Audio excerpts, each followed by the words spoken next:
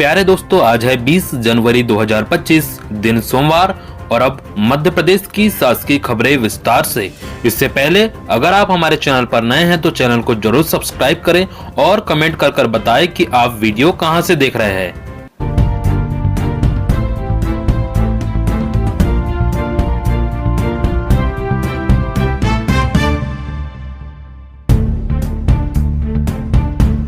मध्य प्रदेश में 8वां वेतनमान लागू होने में लगेंगे 3 साल।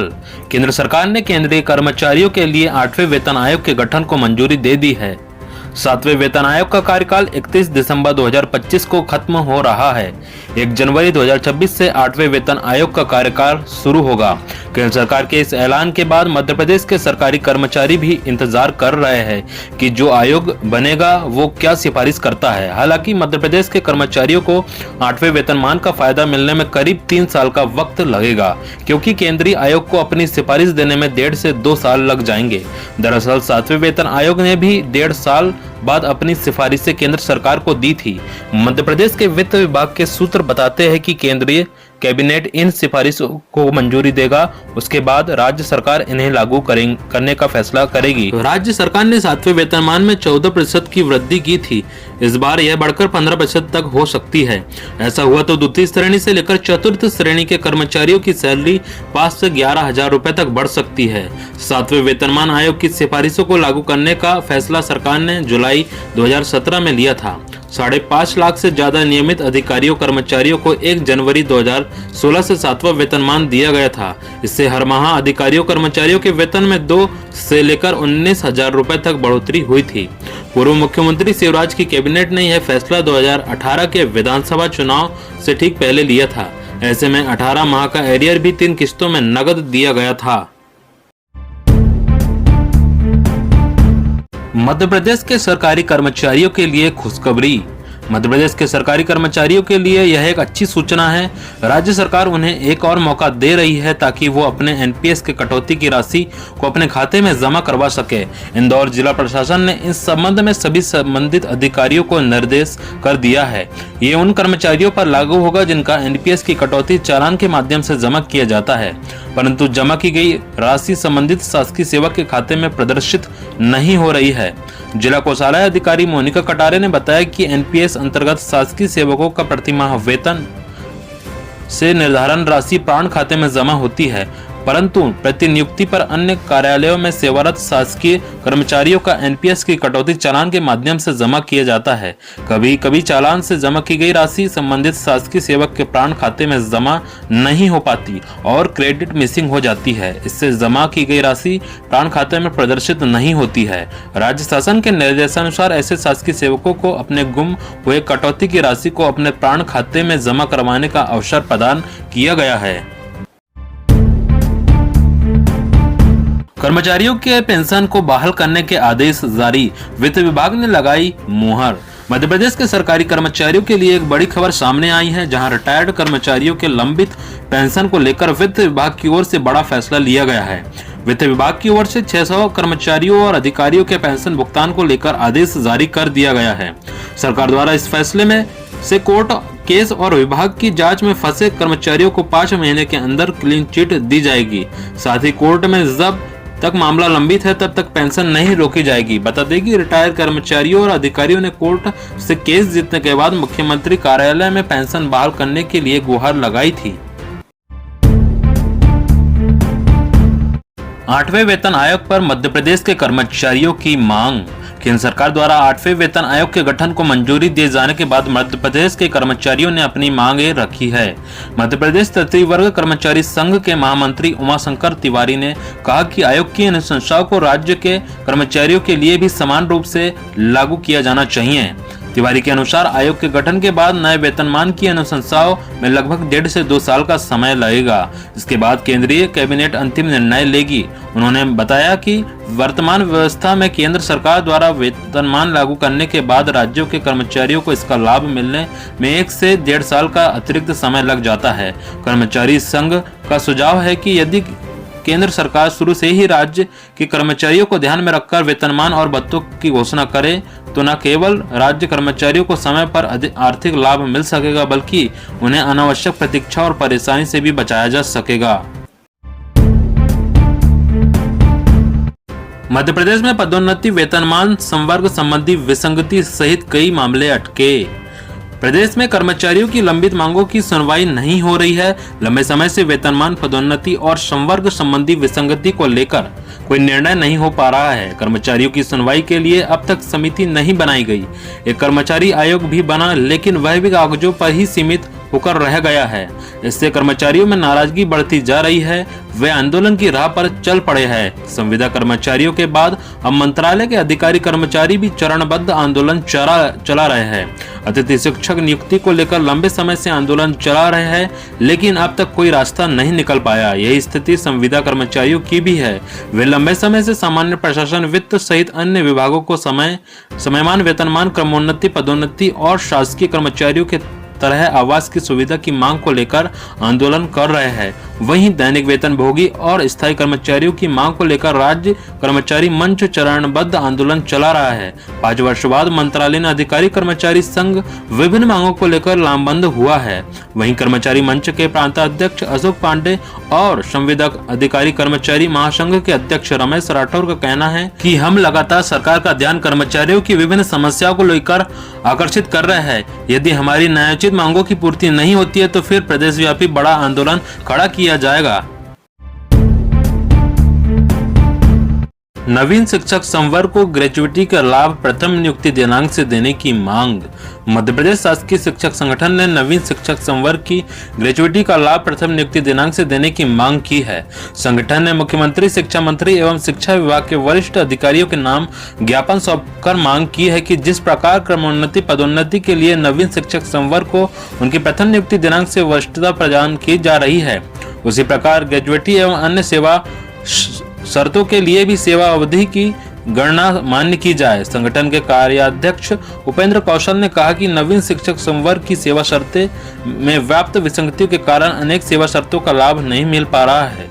स्कूल शिक्षा विभाग नवीन शिक्षक संवर्ग को क्रमोन्नति, पदोन्नति में सेवा अवधि की गिनती प्रथम नियुक्ति दिनांक से मान्य कर लाभ दे रहा है। वहीं ग्रेजुएटी एवं सेवा शर्तों के लिए सेवा अवधि की गिनती वर्ष 2018 जब से राज्य स्कूल शिक्षा सेवा में नियुक्ति हुई है मान्य की जा रही है, जिसके कारण ऐसे नवीन शिक्षक संवर्ग के लोक सेवक जो जुलाई 2023 के पूर्व सेवानिवृत्त अथवा मृत हो गए हैं, उनको ग्रेजुएटी एवं अन्य सेवा शर्तों का लाभ नहीं दिया जा रहा है, क्योंकि ग्रेजुएटी के लिए कम से कम 5 वर्ष की सेवा अवधि होना अनिवार्य है, जबकि नवीन शिक्षक संवर्ग के अध्यापकों को 24 वर्ष की सेवा अवधि होने के फलस्वरूप क्रमोन्नति, पदोन्नति में पिछले सेवा अवधि का लाभ वर्ष 1998 से दिया जा रहा है, लेकिन ग्रेजुएटी में उक्त सेवा अवधि को मान्य नहीं करना यह कहां का नियम है।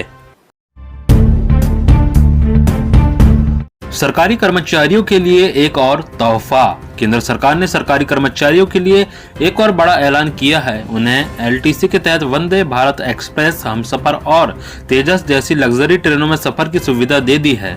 सरकारी कर्मचारियों के पास अब कुल 385 ट्रेनों में यात्रा करने का विकल्प है, जिसमें 136 वंदे भारत, 97 हमसफर और 8 तेजस एक्सप्रेस ट्रेनें शामिल है।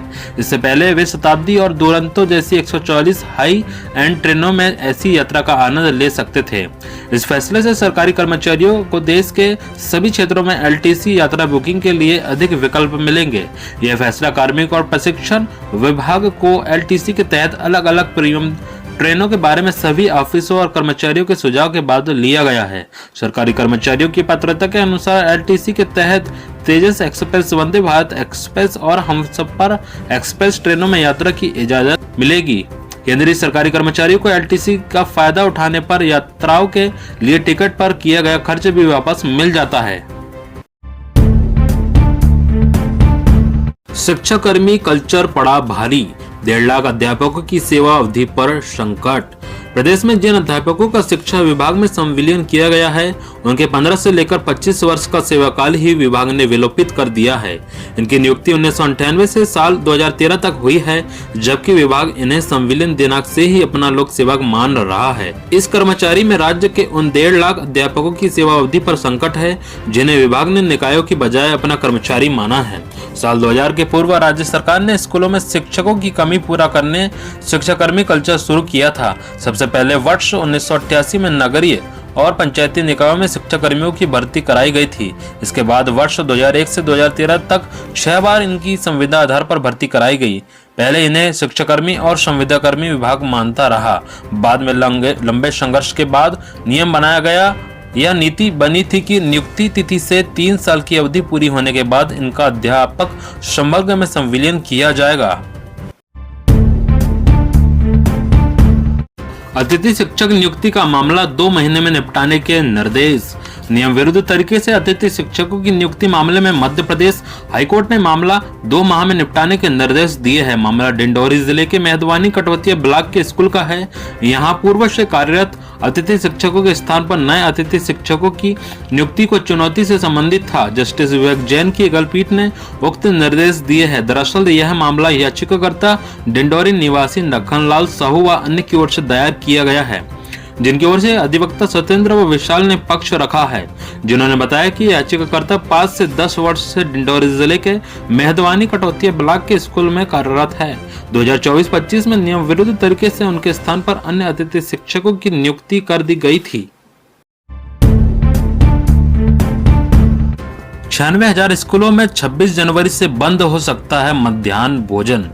केंद्र सरकार की मध्याह्न भोजन व्यवस्था फेल साबित हो रही है। दरअसल प्राथमिक और माध्यमिक स्कूलों में मध्याह्न भोजन वितरण करना स्वयं सहायता समूह के लिए चुनौती बन गया है। सरकार ने जिस स्व सहायता समूह की बहनों को स्कूलों में भोजन उपलब्ध कराने की जिम्मेदारी दे रखी है, उन्हें बीते 3 माह से भुगतान नहीं किया जा रहा है। ऐसे में समूह की महिलाएं इधर उधर से पैसों का जुगाड़ करके जैसे तैसे भोजन वितरण की व्यवस्था बनाए हुए हैं। समूह द्वारा किराना दुकानों से उधार सामान लेकर वक्त पर पैसे नहीं चुकाने के चलते अब उधार मिलना भी बंद हो गया है। कई क्षेत्रों की महिलाएं तो लोन के साथ गहने भी गिरवी रखकर बच्चों को भोजन उपलब्ध करवा रही है। कर्मचारी का पीएफ भुगतान अटका, लेखा शाखा की गलती सुधारने कुल सचिव को संभालना पड़ा मोर्चा। राजीव गांधी प्रौद्योगिकी विश्वविद्यालय के लेखा शाखा विभाग के कर्मचारियों की लापरवाही और लचर कार्यशैली का खामियाजा विश्वविद्यालय प्रबंधन के साथ ही कर्मचारियों को भी भरना पड़ रहा है। लेखा शाखा द्वारा पीएफ ऑफिस को दी गई अपूर्ण जानकारी और समय पर डिजिटल साइन वेरिफिकेशन न करने के कारण विश्वविद्यालय की एक कर्मी को समय पर प्रोविडेंट फंड नहीं मिल पा रहा है। उक्त कर्मचारी का पीएफ भुगतान करवाने के लिए कुल सचिव को पूरा दिन पीएफ कार्यालय में बिताना पड़ा। कुल सचिव और टीम के द्वारा दिन भर किए गए प्रयासों के बाद भी गलत दस्तावेजों के कारण ऑफिस ने पीएफ भुगतान नहीं किया। इधर प्रकरण में हुई देरी के कारण के लिए विश्वविद्यालय प्रशासन गलत डाटा साझा करने के कारण कुल सचिव ने लेखा शाखा के संबंधित कर्मचारी के विरुद्ध अनुशासनात्मक कार्रवाई के लिए वित्त नियंत्रक को पत्र जारी किया है। तो प्यारे दोस्तों, इस प्रकार की सभी महत्वपूर्ण जानकारी थी। दोस्तों, जानकारी अच्छी लगी हो तो वीडियो को जरूर लाइक कीजिए और अगर आप हमारे चैनल पर नए हैं तो चैनल को जरूर सब्सक्राइब करें दोस्तों, ताकि मध्य प्रदेश के सभी शासकीय कर्मचारियों, पेंशनर्स, संविदा, आउटसोर्स, दैनिक वेतन भोगी सभी शासकीय कर्मचारियों व प्राइवेट कर्मचारियों के बारे में जानकारी आपको सबसे पहले मिलती रहे। और दोस्तों, अभी सभी बहुत सारे लोग वीडियो देख लेते हैं, चैनल को सब्सक्राइब नहीं करते हैं, तो आपसे बहुत ही रिक्वेस्ट है कि चैनल को जरूर सब्सक्राइब करें दोस्तों, और इस वीडियो को अपने दोस्तों के साथ जरूर शेयर करें ताकि सभी दोस्तों तक ये जानकारी पहुंचे दोस्तों। और कमेंट कर बताएं कि आप वीडियो कहां से देख रहे हैं और आप किस विभाग में कार्यरत है। धन्यवाद।